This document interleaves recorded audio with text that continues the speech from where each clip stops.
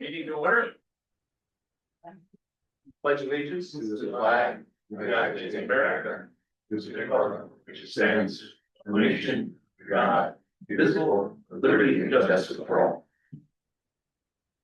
Neat stuff.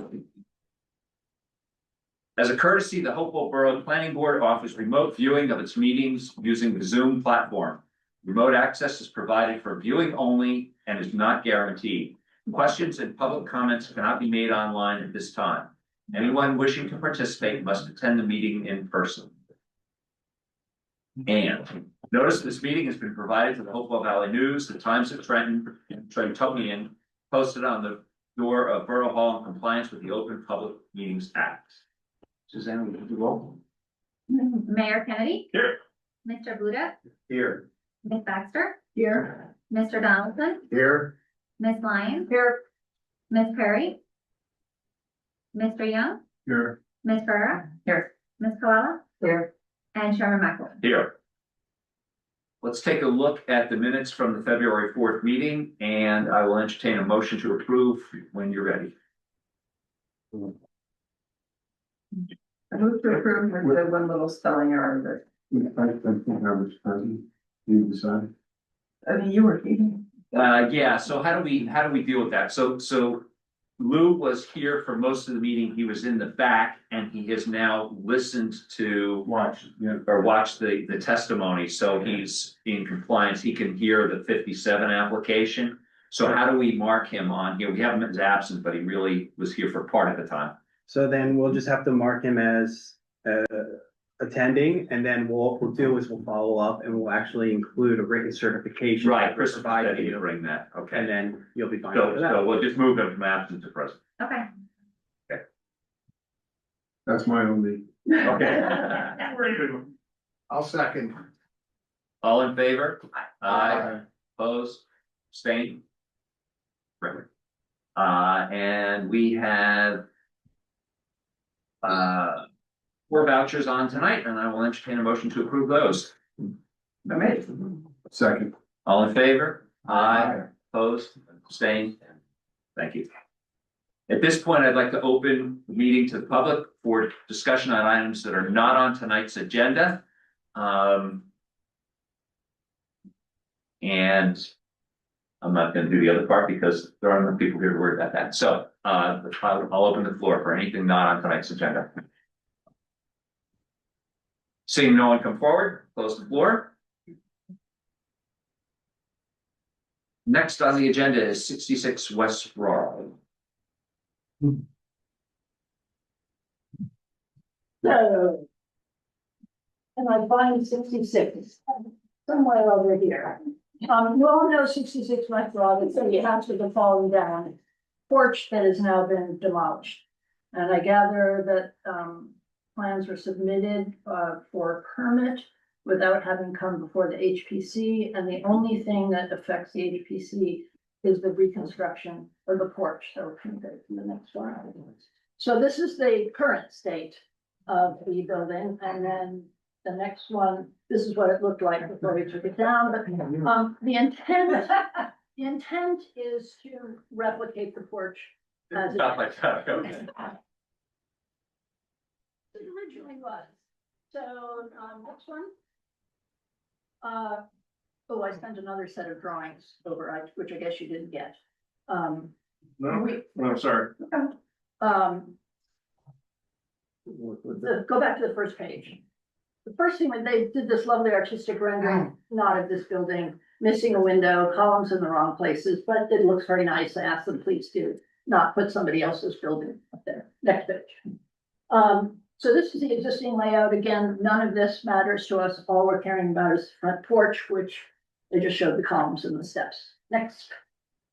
So they're putting back columns. The middle post is not at the center, just so everybody knows, because that's the way it used to be. Railings around and new steps, with the teak decking, on the floor. So it'd be very nice. And then here, we had a bunch of comments, most of them related to, sort of the details of what they're doing. somebody being a little bit sloppy on the drawing. So this window's too high, the meeting rail isn't in the middle. These ones are down, a foot off the sill, so it isn't gonna work. The columns are not showing a plinth at the bottom and a capital at the top. There's a note that says, make it like it was, but nobody's gonna know what it was because it's not on the drawing. So we asked them to add a detail showing that the columns were round and that they had a plinth base and that they had a capital on the top that matched the existing. The railing, original railing was quite short, as most of the railings in town are.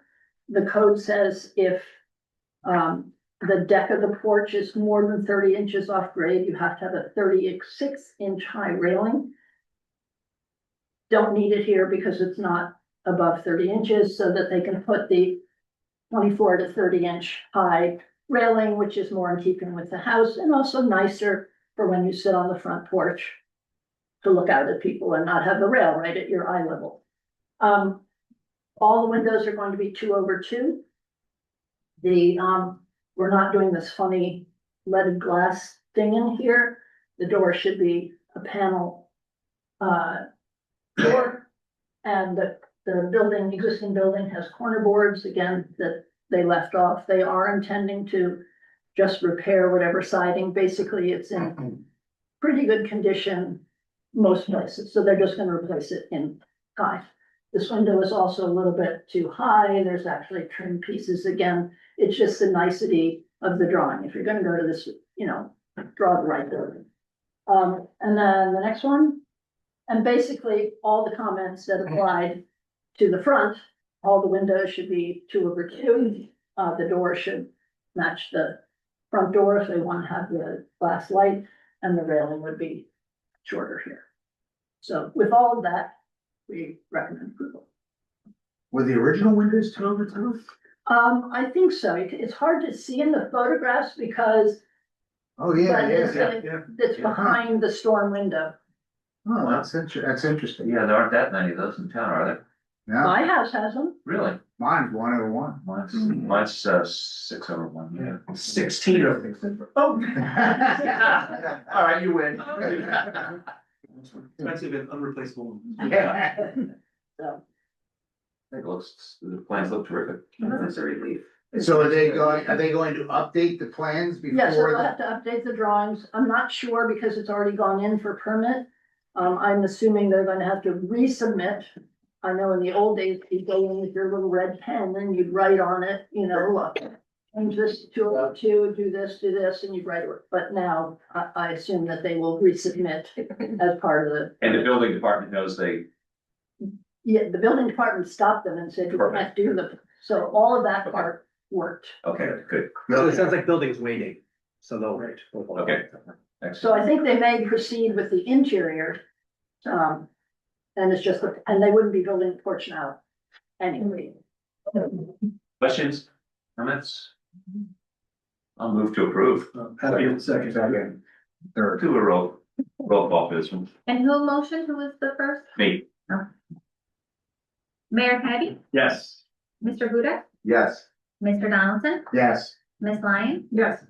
Mr. Young, Yes. Ms. Farrar, Yes. Ms. Corolla, Yes. and Chairman Michael. enthusiastic, yes. All right, 47. 47, North Gateway, if there's somewhere in here. That's little gray house, purple shutters, to and from the corner by Front Street. Next, and what they're doing, and probably we should go to the plans, but what they're doing is, it's quite a small house, as you can see. They're extending it, next one, they're extending it back to get a larger kitchen, putting a deck on the back. They're adding, they're a little tiny porch here. They're just extending the porch across. They're extending the roof, the kitchen used to be here. They're extending the roof of that. And then on the second floor, they're extending this little section, to add a bedroom. And on the elevations, and I have to say, we met them last night. they had changed and incorporated all of our suggestions by today, and that's, so I was able to send them over. So these are the correct drawings. Basically, they had originally had a bunch of little tiny windows. I always sort of think of them as basement windows, you know, the one above the bed, and that just feels like ranch house. So we asked that they put in just, you know, 2 normal windows on either side of the bed. Clearly, it's the bed wall. So that is done. And the other thing we asked them to do is that on the drawings, they had left off this window for that actually showed on the plan in the pantry. When we looked at it, it was big and blank, and we suggested that they put a window at the end of a hallway. It was like a dead end hall, and said, you know, it's nice that you would get the light in at the end of the hallway. So that's here. The pantry window actually would have been over here, and that would have been fine, but they just didn't show the elevation. So the original house has asbestos siding on it, you know, sort of the wide boards. They had originally come in and suggested with their vinyl siding that it was gonna have a bead on the bottom, so it's gonna be 6 inches with a fairly beefy half round piece on the bottom, which we said is really not appropriate for this kind of a house. And they're gonna go with 4-inch exposure vinyl, so it's a double 4-inch. And with luck, that'll match the 8 inches of the asbestos siding. They're gonna make the change, actually, if you can go back to the plan, sorry. So everything on the original house that you can see here will be the original, and then everything on the back part will be the new siding. They're picking a color that matches their barn in the back, which they're also working on, but only interior. So they haven't quite picked what color they're gonna do, but it's sort of beige, green, sage green, something in that order. So other than that, it's a very nice plan. And we got the site plan too, and I had Mina look at it to make sure that we weren't over on lot coverage. So Right, we're fine. this is their barn. Yeah, so we're fine on lot coverage too. Any Questions? questions? I'll make a motion to approve. Second. Roll call. Mayor Kennedy, Yes. Mr. Budek, Yes. Mr. Donaldson, Yes. Ms. Lyon, Yeah. Mr. Young, Yes. Ms. Farrar, Yes. Ms. Corolla, Yes. and Chairman Michael. Yes. And I will send you again, I guess I just missed the annotated one of 66. So that should be attached to the certificate, so that all of those comments are picked up Okay. by the building department. In case they miss some. All right. Joe. So the next thing we have on our agenda is the public hearing for our amended housing element and fair share plan. So, as you know, we adopted our housing element fair share plan last June in compliance with the new 4th round regulations, and went through a mediation process with the Affordable Housing Dispute Resolution Program and the Fair Share Housing Center. And our plan was basically accepted, but they requested some modifications to 2 of our sites in the plan, which is our 2 redevelopment sites, 71 West Broad, and then 57, not 57, Hopewell, 54 Somerset. Getting everything mixed up. So we last year had a minimum presumptive density of 6 units per acre, because that's the lowest density you can have under the affordable housing program. And they asked us to just increase that to 12 units per acre, which is still in keeping with a lot of the density that we have in town. And so we agreed to that, and we moved some of the math, the COA math around in the plan that doesn't really have any substantive changes for the plan, but it's something for the Fair Housing Act regulations in the process. So really what you're looking at is a very minor adjustment to our prior plan, and it was really just increasing those 2 sites from 6 units per acre to 12 units per acre. They didn't require us to do any zoning ordinances now, any redevelopment, plans, nothing like that. It was just have it in your plan, amend your plan, and if it ever comes to fruition, give us a call and show us the concept plans. So it worked out very nicely for us. What do we need to do for this? So you're adopting this as an amendment to the plan. So similar to what you did in June, you're really Okay. just saying that you're agreeing with it and you're adopting it. Anthony will have a resolution. We'll let the council know because they'll have to endorse the plan at their next meeting along with some other affordable housing items that we're gonna talk about next. And then just for procedure, I just asked for 2 votes, one for approval of this amended plan and a second to authorize me to actually prepare that resolution memorializing that decision. All right. So before we vote on it, does anybody have any questions or comments? All right, And it is a public hearing. So. Yep. now we'll open that up. Okay, so do I have any questions from the audience, on this amended plan? No, seeing no questions, I'll close it. So I'll move first that we approve the amended plan. I'll second. Guess we should do a roll call. Mayor Kennedy, Yes. Mr. Buda, Yes. Ms. Baxter, Yes. Mr. Donaldson, Yes. Ms. Lyon, Yes.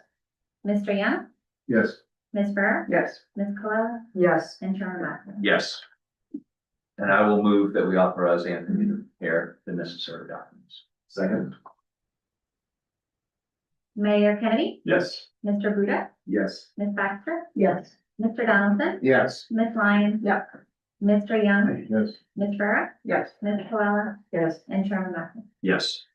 And I'm going to make a slight change to the agenda and let's move up the master plan consistency review so we can get this all All done in one. at one shot. Yeah. So the next 2 items are 2 ordinances that is part of this affordable housing compliance that we actually previously had in the borough, but now are being updated to reflect all the 4th round regulations. It's a development fee ordinance, which is a collection of fees on certain new developments, residential and non-residential. We've always had this development fee ordinance, but we're updating it with the new regulations. And the other one is what we call an affordable housing ordinance. And it's an administrative ordinance so that if and when you have your affordable units, it basically outlines UHAC, the Uniform Housing and Affordable Housing Construction Code. I can't even remember now. And that just basically tells you how you have to administer those units, how those units are built, what sizes, bedroom counts, everything that's in the state regulation. So that's another one that was before Borough Council. And it's technically related to land use because it's associated with the construction of the building. So we give it to the planning boards for master plan consistency review. Obviously, we just did the master plan to do this affordable housing, and so these 2 ordinances would be not inconsistent with your master plan. And then Anthony would send that recommendation, or Susanna, so that the Borough Council knows that we did the consistency review. So do we have questions, comments? No. Can we do these both at the same time? So, Oh, yeah, no, sorry, go ahead. so the updated fee schedule, is that gonna be in the ordinance as well? Yeah, it's already in there and they're set by regulation. Okay. So it's, 2.5 for certain non-residential development.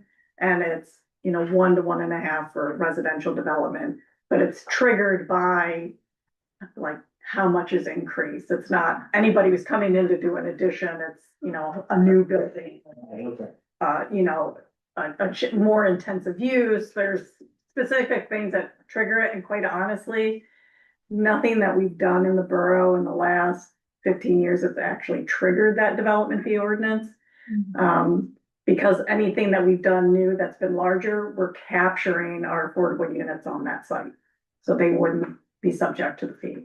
Understood. To piggyback on that, one of my questions I had when this was being drafted was, We've had a few applications, over the last few years for accessory units, you know, to add one more, you know, the grandma suite, that kind of thing.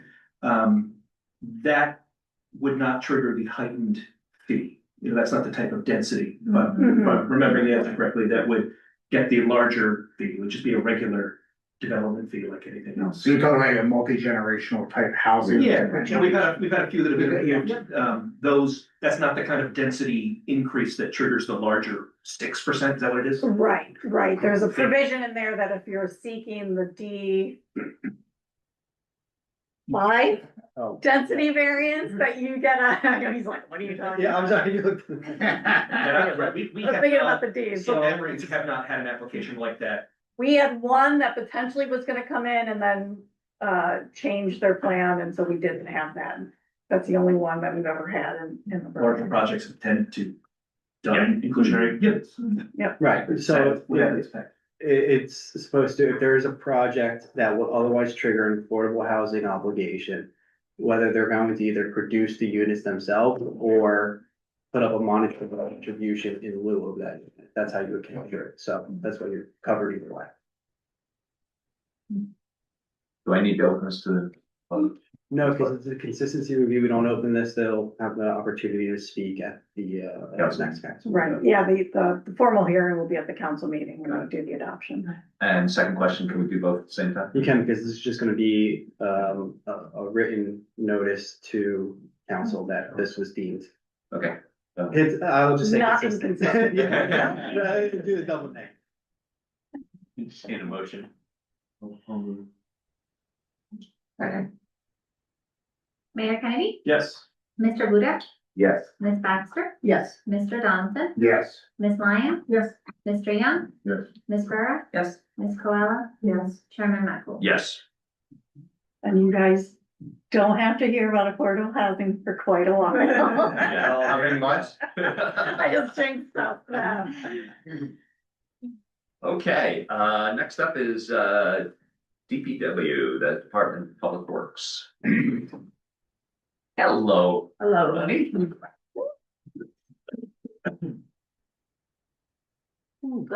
Ronnie, can I just swear you in real quick? Oh, You sure. just swear that. Hello. How are you? You swear that any testimony you provide tonight is the whole truth, nothing but the truth? Yes, And get for the record, can you just state your name and spell your last? sure. Veronica Bregenzer, Bregenzer. Qualifications, licensed architect in New Jersey. My own small architectural firm for the last 35 years. We will accept her credentials.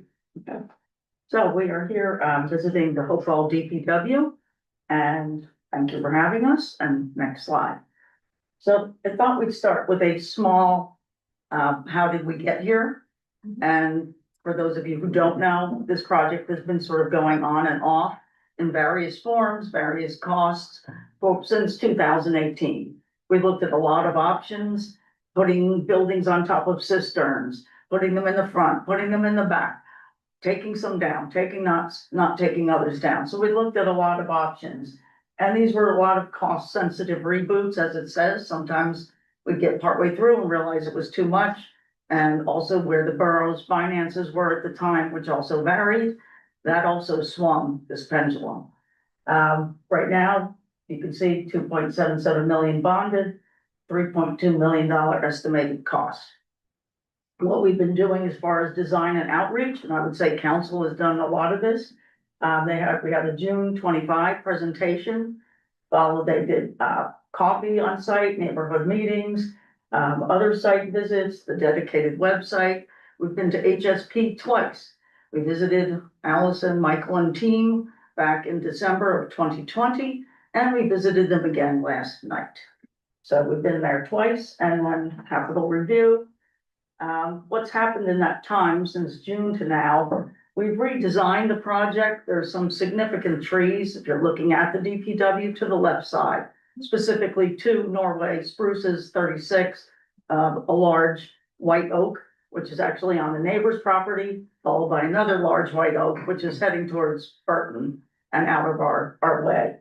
We're looking at dark sky compliant lighting. Candace will speak more to that than me. We're screening the site and then stormwater and landscaping.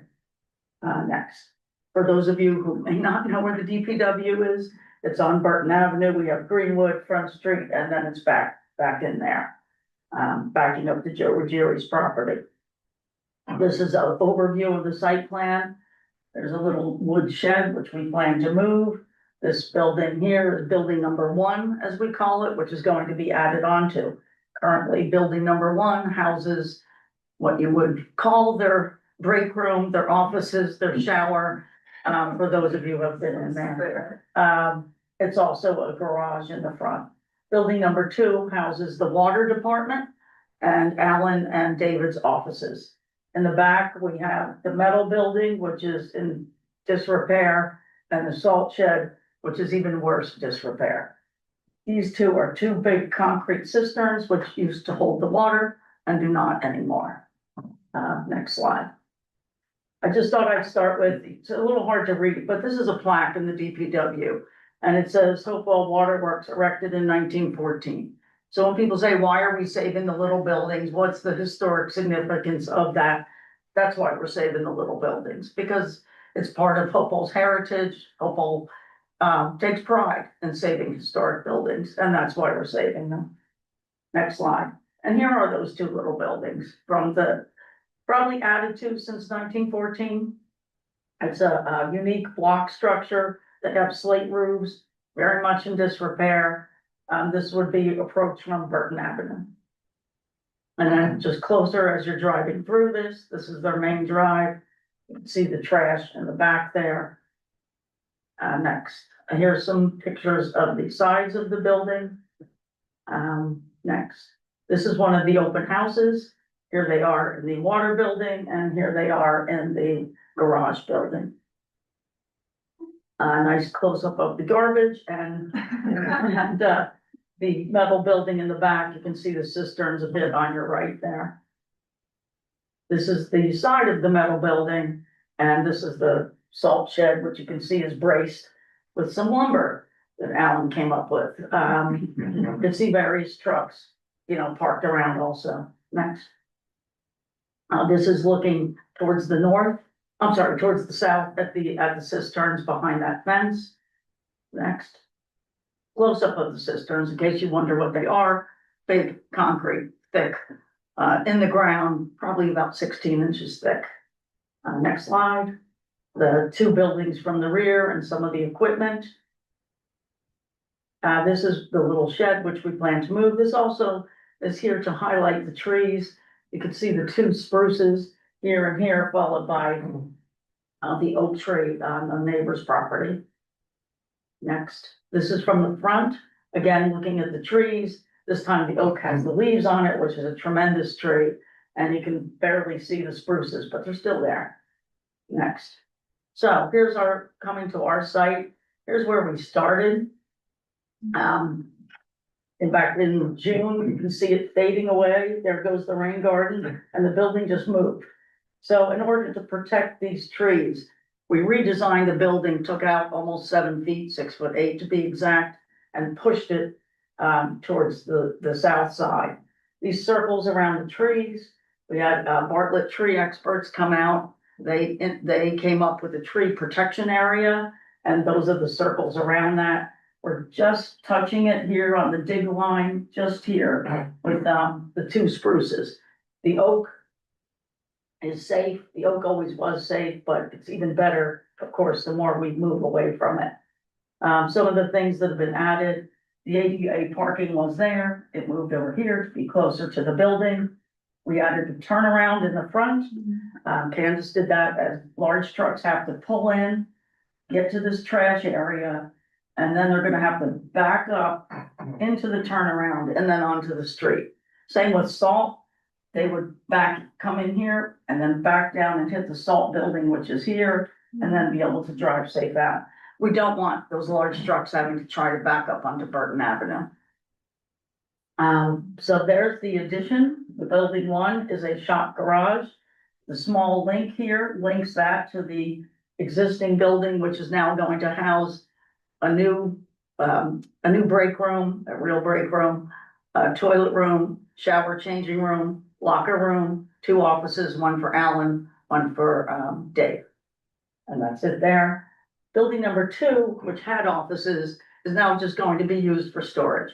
And what they'll put in there, they have ladders, hand tools, street signs, salt that they use for sidewalks that isn't in the salt thing. So they have plenty of things to fill building number 2 with. And then in the back, there's the salt building. Behind that, that's the little relocated shed that we talked about.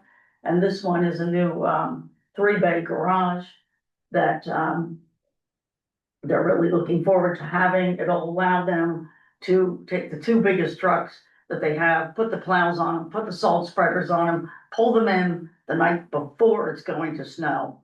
And that way they can get there and sort of hit the ground running and not have as much work to do. So that's a real plus for them. Candace, I don't know if you want to speak to any parts of this one before we move. We continue on now. Okay, we'll continue to the next. Again, talking about what did we do in the redesign? It's all about better, to protect the trees. This is a view from the neighbor's property. And again, looking out, you can see there's 2 spruce, the oak and the oak. So we also moved some of this parking was here for equipment storage. We moved everything to the, east to get it again away from tree roots. And then again, here's the building was here and it moved. If I push the arrow, will it move? Is that what? Yeah, if you hit that little, should be the little star on the PowerPoint. There's a little star. Oops. I don't know if I'm gonna view that. Oh, or well, I think it's moved. I don't think we got the cool transition, but The yellow arrow. It's supposed to, yeah, too fast. Yeah. Okay, next site plan. Ronnie, which direction is the photograph taken? Towards what? This is towards so we're on the north south, towards the south. You could just see the DPW there. Okay, so, Sort of south, if you're, turn you a know, if little you see bit. the little pointer here and you're standing kind of here, looking towards the building and the trees, like looking towards the yellow arrow. Yeah. Somewhere that area. got it, okay. Yeah, there's Burton Avenue there. So this is just an enlarged site plan, showing the dotted lines are where some of the equipment may go. It shows the parking better. Talks about the salt barn access and turning area going straight in, to the salt barn, back going to the turnaround and backing into the salt. And, being able to fill that building, proposing perhaps looking at new landscaping up in the front to help soften the building. Again, the tree protection that we've spoken about, and then a wood screening fence on this side going around here, around the trash and down to the corner of Ruggieri's property. And we're doing that 6 foot high as a board and board fence so that it'll be solid. This little front piece would be board and board and the rest would be, chain link. I will talk for 1 second about one of the alternates in the bid would be to demolish the cisterns, which would be to crush them inside themselves, fill it with gravel, and eventually be able to capture, this is a lot of space here. And be able to capture that space for the DPW to use. It may seem like, wow, there's a lot of space here. Not for a DPW and the trucks that they have and the amount of equipment that they have. So being able to capture this space sometime in the future would be great. Anything, Candace? Well, that's why, the cisterns are currently considered impervious. And so that's why, one of our focuses has been to try to possibly, have the funds to remove them so that there is additional space for the vehicles and the trucks and everything to park in that area and also for the shed. So, if you see how this, we're not really diverting too much from the existing concentration of where the development is on the property. We didn't expand into, the adjacent lot that's also owned by DPW, with the project. So a lot of, all the improvements are still focused within the main usable areas of the current DPW, just a little bit expanded in some areas. So if we, future destroyed those, or knocked down those units, It's impervious now and be Yes. impervious for parking, so we wouldn't Yeah. expand the footprint at all. Right, so Okay. that's also, one of the benefits of, being able to, eliminate the cisterns, because the cisterns were part of the water system in the past. That's where a lot of the water was stored. It was then pumped from those cisterns, actually treated also within, on the site, and then pumped throughout into the town. So they're deep, but they're not used at the moment. So they're completely void of, usability at this time, especially, on the surface for a DPW. How deep are I don't know. I do know. I just can't remember. I don't have it with me. Yeah. It would say, Dave was nice enough, open that thing up, crawl under and do his measuring. Wow. I just can't, I don't have it off the top of my head though, but the concrete I know is about 16 inches thick. They're about this high off the ground and then they slope. So I wanna say 6 feet, but don't quote me. So I that have 16 it. inches is just the cap? The whole thing is 16 inch. It's really thick concrete, the whole The thing. walls and The walls, the cap, the entire thing. So And when what's we taken out? crush it into itself, you'd have to drill holes to make sure the water has a place to go. Like a swimming pool. Yeah, yeah, like a really big pool, exactly. And, when did we stop using those, just out of curiosity? they? Don't know, Dave would know, I do not. It hasn't been recent though. Yeah, No, the wells, there's actually, were 4 wells on the site and they've been abandoned, legally. So I think that was in the 90s. Yeah, I don't know what year the system stopped. being I used. know Dave knows better. Yeah, somebody probably knows. There we go. Thanks, Dave. They were used to put green. So if you were coming to visit the DPW, you could park over here, there's an ADA spot, another parking spot, go in the sidewalk, go into the building. And then meet with whoever you need to meet with. We do have chain link gates here, just to close that off. Just, not that it's, super secure, but it's a way of just saying, don't come here, park here, then go in. Don't just wander back into the DPW looking for Alan. So, next slide. Which happens sometimes and shouldn't. Next slide is showing the, as we talked about coming in this way, this is really just a link now. And there's the break room, the 2 offices, locker room, changing and shower room, toilet room, little hallway, little kitchenette here for them. This area is a shop garage, made to hoist vehicles when they get those lifts. Around the perimeter, you can see that there's a lot of equipment to do that. The lifts, when they get them, would be mobile, so you can move them. You can actually, we have a concrete pad here. You can even move them outside to work if you wanted to, perhaps on a bigger piece of equipment. The lift takes the vehicle up to 6'1". The highest vehicle we could lift would be 13'8", give or take. The door's 14 foot high, so as tight as they want to cut that. The current boom truck is just about 13 feet. That's the top highest vehicle they currently own. So that kind of sets our height and working in the middle to try to keep that at a safe clearance. Also, we have lights, we have a ventilation system up there, so we have to allow for that as well. Is there a pit under the lift? No, these are mobile lifts, Okay. each one capable of supporting That's why you said- 18,500 pounds. So they're pretty amazing. They're mobile, they're eco-friendly. I believe the hydraulic oil is actually some sort of vegetable oil, so they're pretty amazing pieces of equipment, actually, if the borough goes with that recommendation. Prepare and barbecue at the same time. Before we leave this slide, so building number 1, that's gonna become repurposed for the This one. break room and offices. Can you talk a little bit about what it is now? It's mostly just like kind of an open garage bay that's been kind of. Correct, used right for now, where these windows are, that is a garage. And then back in here, there's a door here, and that's what they use to go to the break room. There's a sink in there that's sort of the kitchenette with a little microwave on it. The shower, you have to step up into that. I don't think anyone has used the shower since 1996. It's in bad shape, so, this would give them a much better facility. This building, of course, would be heated and cooled. This building would be what we call a semi-heated building, would have no cooling, but would have heating to keep it to say, 55, 60 degrees. It's well insulated, so it'll probably hold its heat well, but it's not what we would call a conditioned, building. Here's how it could look. This is after last night's input from HPC.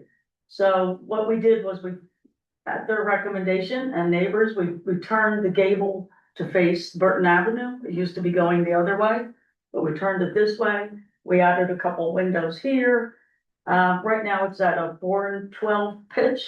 We are doing that because the higher we make the pitch, which we looked at, which might be an option we'll consider, the different costs come into effect with that for a prefab building. So this is a prefab insulated metal building. The roof and the siding is insulated. It's metal. This is split face block, trying to give like a little nod to the historic block that's there. These are the other sides, pretty much unchanged, other than we're putting on new asphalt roofs. These buildings will get repointed as needed, painted as needed, new windows. There's the gates, and then there's the storage building. We were able with Alan too, if you ever go there, this is a giant chain link mess in front of that building.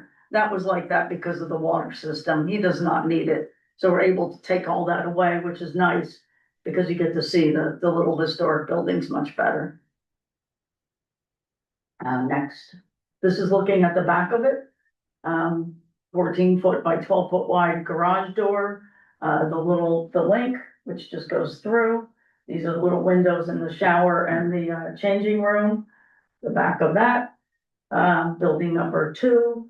And then again, just the elevation showing the new asphalt roof. This is the side to the north with the exit door and one window.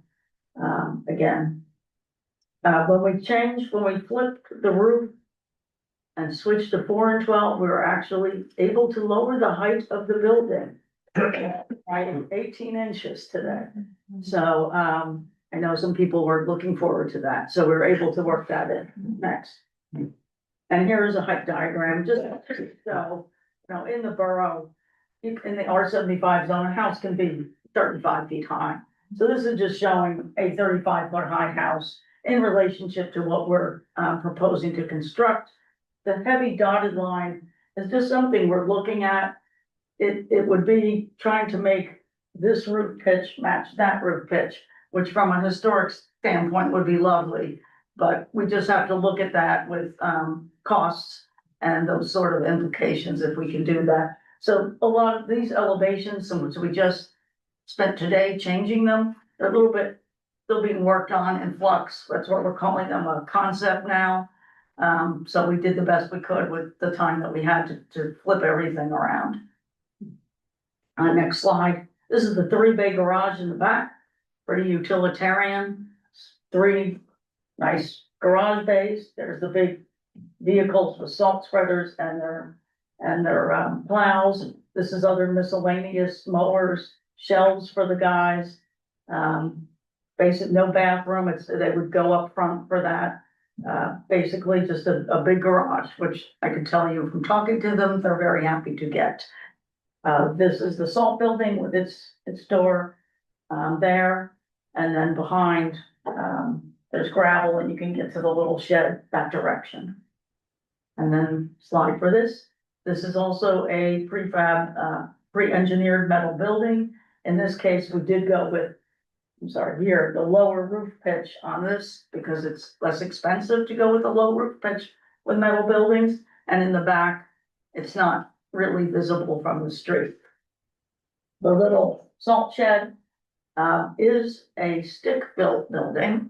We switched from a metal building to a stick-built building because of salt. We just thought it was better choice to use stick-built stainless steel fasteners and hopefully get a longer life out of this building. And they are concrete at the bottom. That's an 8-foot high concrete wall to push the salt against. Both the vehicle buildings, this one and building 1 in the front, have about 3.5 feet of concrete or block at the bottom, just so we don't want to have an oops and dent one of those nice panels that are insulated and go all the way up and would be kind of a pain to replace. So this way, They dent some sheetrock, but they're not gonna hurt the block or the concrete. Next. These are the other sides. You can see the low pitched roof that we talked about. And this is the salt building with its 8 foot high concrete wall. We're doing hardy plank lap siding on that and an asphalt shingle roof. There's asphalt shingles going on both the, number 2 building, the water building, and on the number 1 building on the small part. So we'll have asphalt shingles as well as the metal stand seam, trying to tie the architecture together a little bit. And next. And just the ending slide kind of here, wrapping up all the things that we've been doing and working on. So there is a nice space in the front. It's a nice front yard to get some more, hopefully some more street trees. When the turnaround comes in, maybe there's some landscaping that helps shield that. Still working on that. All that's a possibility. Reusing this building, number 2 for storage. Number 1, you can see the yellow line around. Rehabbing this building and adding on. Protecting these trees. The solid wood fence for screening. This building will be demolished for the 3-bay garage. And then the salt building will go here. And again, talking for lighting, and that's more Candace. And she can speak a little bit to that. So really, from Burton Avenue, the change that's gonna be the most obvious is just the new building. Where the dotted yellow line is, right? Yes. I mean, because the rest of it, there's something back there already, and how much of that you're gonna see from Burton anyway? Probably not a lot. Our building is a bit higher than this one and a bit wider, deeper to get the trucks in. The salt building's high, well, now it's, I don't know how they get this. Now it's a tiny little squat thing. They must shovel it in by hand with a shower curtain over it. So this will be a roll-up door that they're gonna be able to pull a dump truck in and sort of shape the salt. And so that's why it's as high as it is. The door is 18 feet high to be able to lift that truck and then shake the salt as they move out. And the neighbors weigh in on this at one point, the revised. Some of them are here tonight. So, Okay. So there's been a few neighborhood meetings. A few of them were at the HBC the other day. So, yeah, we've worked Yeah, it on the sounded like trees, you were we've turned things. I know about the height, we worked on that today. Especially just trying to see if we could lower things, so. Candace, do you wanna? Yeah, if you could go to the site plan slide, Sure. I have my own slides, Like this one, Candace, or? The big one. Yeah, this one's good. So I just wanna, So just describe the site to begin with. Do you want me to Can. swear in? or- Yeah, you know, what, I mean, I didn't swear in, Joanne, because we swear in our professionals in the beginning, Yeah. but what I'll do is I'll just swear in now, since Okay. it's came up, so. You swear in testimony, you provide tonight the whole truth, nothing but the truth? Okay, Alright, thank. Candace Davis. You've been here. Licensed professional. So this is the existing site. I just want to bring up that, there is a stream that cuts through, the property. We did investigate that. We have submitted to DEP for we did actually a floodplain study on the stream. So that is one, factor that, we had to consider for any kind of development on the site first. So that is currently pending in front of DEP. They're just verifying where the floodplain is based on our hydraulic study. And the floodplain, ended up being delineated along this area here. So, the construction is outside of of the regulated area for the floodplain. This stream is considered, also has a 50-foot wide riparian zone that's regulated by DEP. And that basically cuts through along this area. It's a straight buffer off of the stream. And that relates to vegetation removal, putting impervious surfaces in those areas. So that also is something that we avoided with the site plan and the way it's set up. There is also, on a drainage standpoint, there's already existing drainage and drainage controls on the property. There's an existing, water course or, ditch that, drains into a pipe and a head wall. In this location, the pipe crosses the entire site currently, underneath the existing pavement, comes to this point, and then does discharge into the stream area.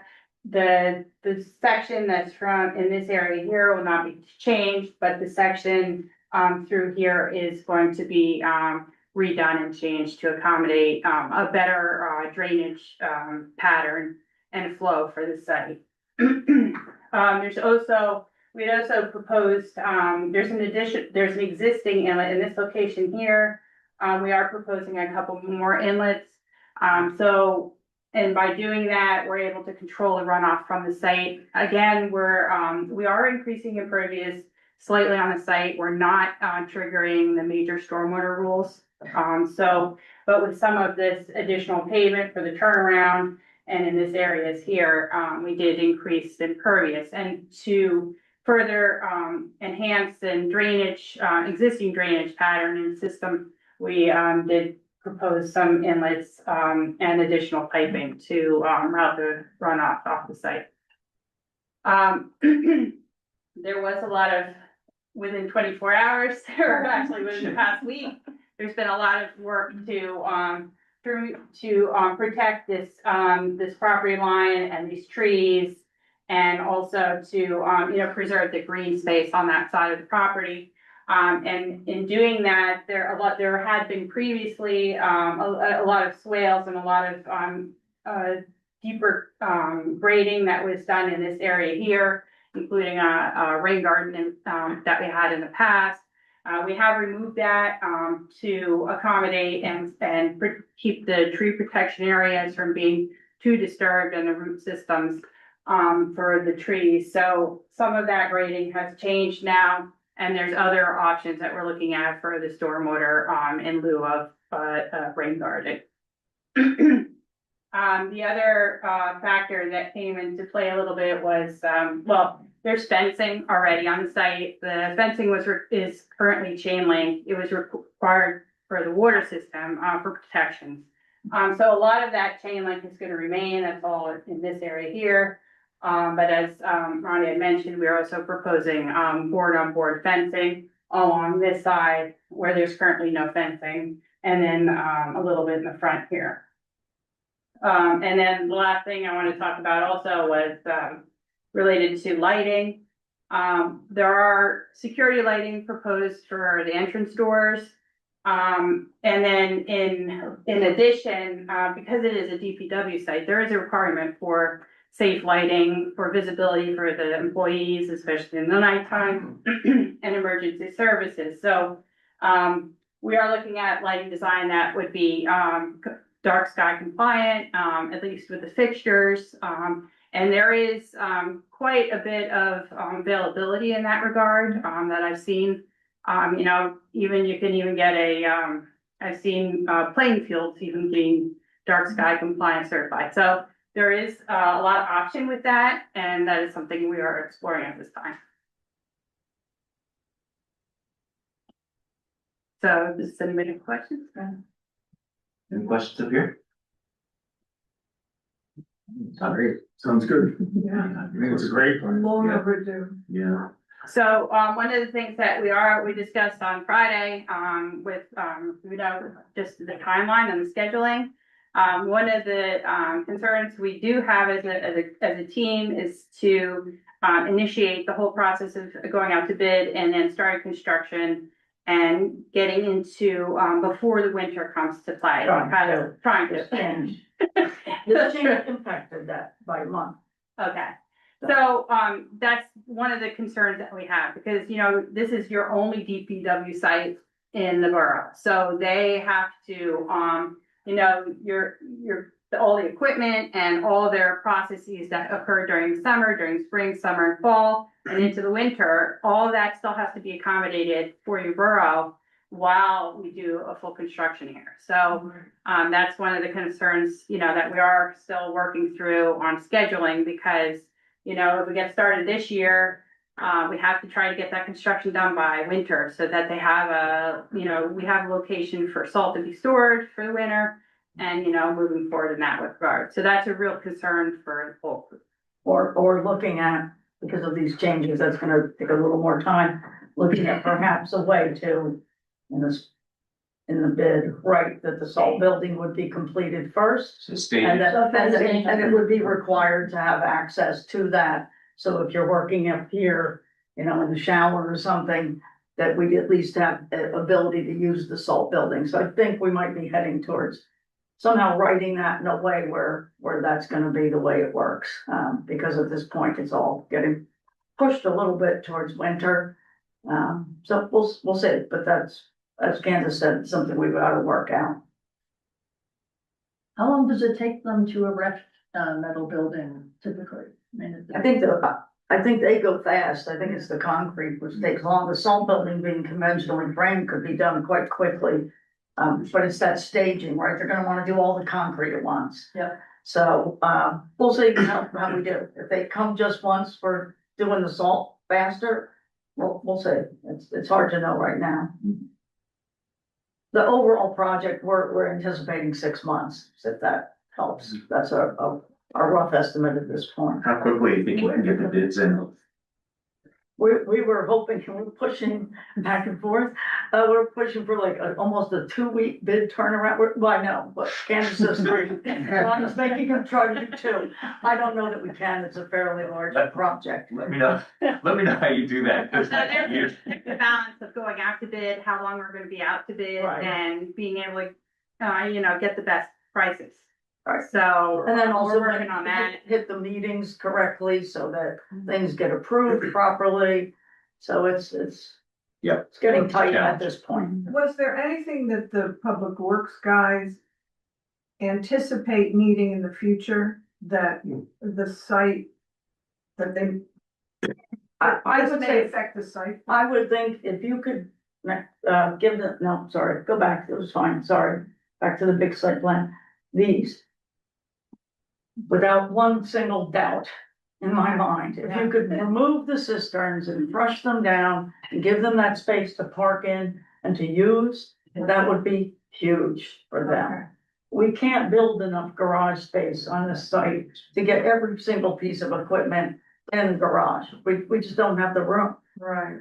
So if they could move equipment over here, it would free up, I've got to move this truck to do this truck. Like right now, I have the boom truck, perhaps might be stored in that building. Yeah. And then you got to move it to do something else. This is what they do currently. It's improved, but some of that's still going to have to happen. So that would be in the future. Yeah, if you could do the cisterns, yeah, that would be a big deal. And they'd like. Yeah. Oh, they would love it, yeah.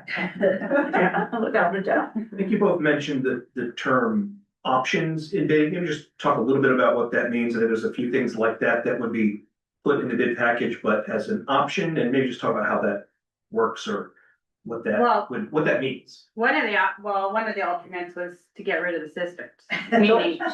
So what that means is we put an alternate in and the people bid it, say, cistern number 1, it's on the drawings, what they need to do. They would say, I'm gonna make up a number. To take that down, to do the work you show is going to cost $1,000. And to do the larger cistern is $2,000, that's alternate number 2.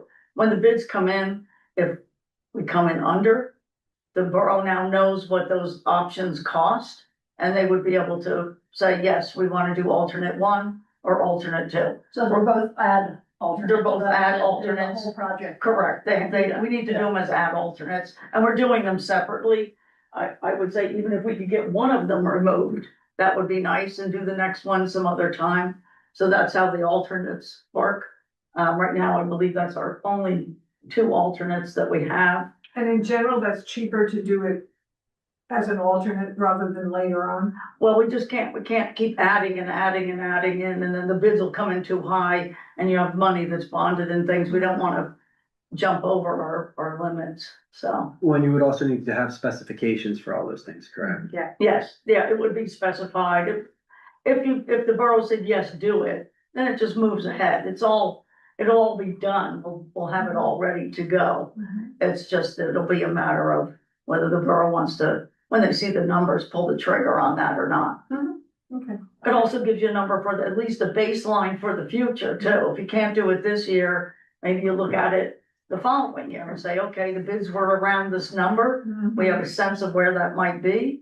Let's see if we go back out to bid again, you know, the following year to take down one or both cisterns. But it would probably be a little bit more if you're doing it as a separate project Probably, rather than. Probably, yeah, because you have Just set general up there. conditions and all that kind of thing. Yes, exactly. And I think you mentioned also that, these are pre-engineered metal buildings and Yes. one doesn't really know which company is gonna end up doing them, so things may not be exactly the same. Yes, that's a good point. Thank you.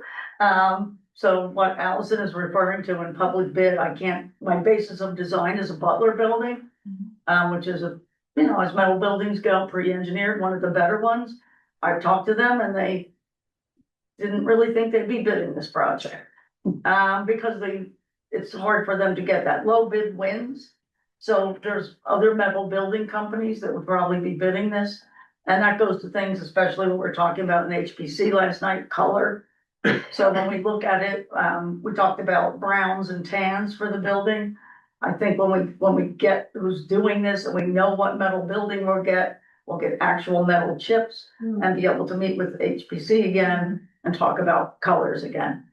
And some may be, you know, their panel design might look slightly different than another, things like that, but we don't have a lot of control to write a spec that would only be proprietary towards one company. You're not allowed to do that.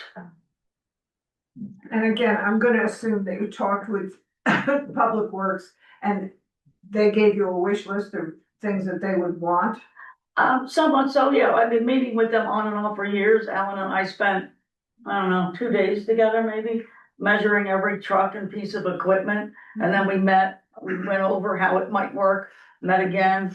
So, yeah, we're trying to do everything for them that we can. They like having the separate offices. It's important for them to do that. I mean, Alan says right now, you know, they're in that building, but he needs to be there every day to work with his men and give them direction. But at the same time, if he needs to talk to somebody or meet with somebody, they both he and Dave need a private office, and people are wondering, why do they need that? They do. Oh, yeah. And then there's a lot of hand tools and signage and just a lot of things, some which need to be cleaned up.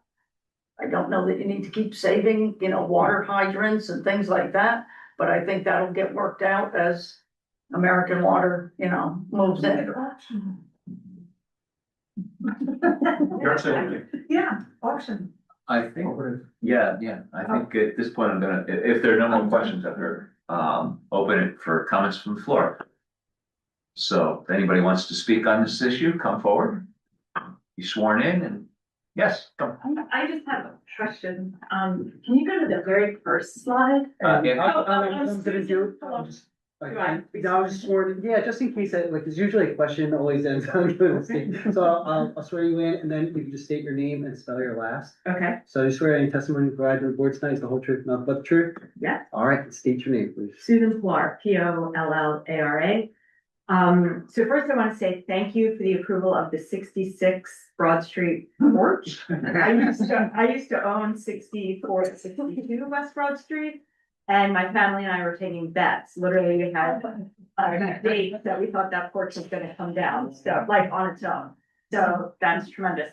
I just had a question. So first of all, they're beautiful plans, and I just feel like the need to have to say, like, I totally respect and totally adored Public Works, and they have helped me so much, whether I was doing volunteer projects or my house, or the floods that used to happen at 64 West Broad Street. So that's not what this is about. I'm just very concerned that Hopewell is becoming really, really expensive for many of us working families. So I'm very concerned about the cost of things and trying to just understand.